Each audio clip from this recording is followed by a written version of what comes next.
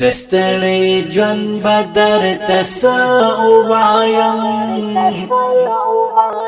الا رویا. السلام علیکم. چیرته روانې؟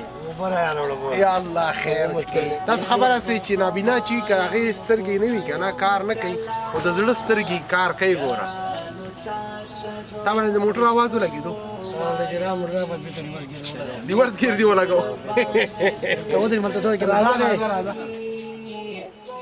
باید مونږه د الله په حضور کې هره ورځ 2 رکعاته نفل لمونځ ادا کړو چې په اندامونو جوړ یو، په صورت روغ یو.